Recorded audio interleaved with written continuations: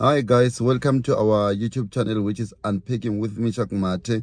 So today I just wanna discuss the issue of SAPS, as we remember that General Mkwanazi accused the top officials of the SAPS of interfering with the police work, where even the political killings in the KZN was set aside just to protect some officials in the SAPS and all that. So we've seen Deputy Commissioner Shadrach Sibiya being granted a leave of absence, even though his pay is not affected. He's getting his full pay, but he's on leave of absence, where it was said that they need to investigate thoroughly the police interference. So he had to be granted a leave of absence. So I don't know why now he's fighting so hard to be reinstated, even though Fanima Semula stated that he was granting him the leave of absence so that the investigation can kick in. So it seems like maybe Commissioner Sibiya is hiding something, because he's so desperate to come back to the police, even though his salary is not affected. So it means now he wants to come back to hide certain things, so that when the investigation, like we are told that the investigation has started, so maybe he want to stop certain aspects of the investigation so that he's not found guilty. Because recently in Pretoria High Court, his case was dismissed with cost, stating that he has no case. He has to stay on leave of absence, even though his pay is not being affected. So I don't understand this desperation of him wanting to come back, even though he was told that they want to do the investigation. So this goes to show that it seems like there is a lot of police interference, most especially by top officials to police work, because we've seen a lot of cases that are not giving us what we expect, because there are top officials who have big influencing the police work to disturb the progress that are being made by serious policemen like General Mkwanazi.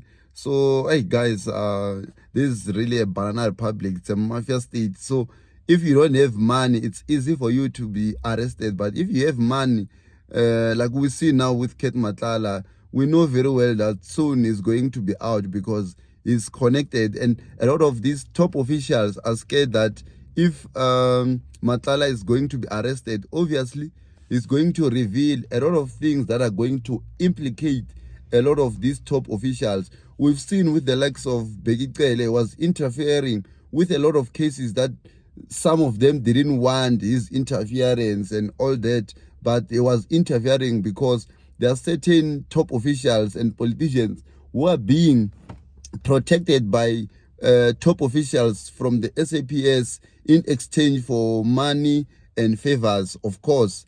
So we're not going anywhere as a country, because our police are not serious about doing police work. We've seen with the Senzo Meyiwa case, even the father of Senzo Meyiwa died before he could see justice for his son. It goes to show that even in that case, there were a lot of people who were being protected by top officials so that they don't go down. I don't want to dwell much into that case, because every time I see that case, or every time I hear of that case, my heart, man, my heart pumps blood, because I believe that there were a lot of evidence in that case that if police were serious about that case, obviously people who we suspect have a hand in the killing of Senzo Meyiwa will be arrested now. But none of that has happened, because why? Because there are top officials involved in that case. That's why after Senzo Meyiwa was killed, there were people and police in high rankings who went there to cook the crime scene, so that people like Kelly Kumalo and the son of Chico are not involved in that case, because of why? Because they have resources. So if you have money in South Africa, you can always got away like with murder, you know. So I don't know, guys, but the desperation of Commissioner, it goes to show that there is something that is hiding. Why is he rushing to go back to work? Because they are giving him his full salary, so he must let the investigation to finish so that they can reinstate him. But now it's still early for him to even go to court to fight that.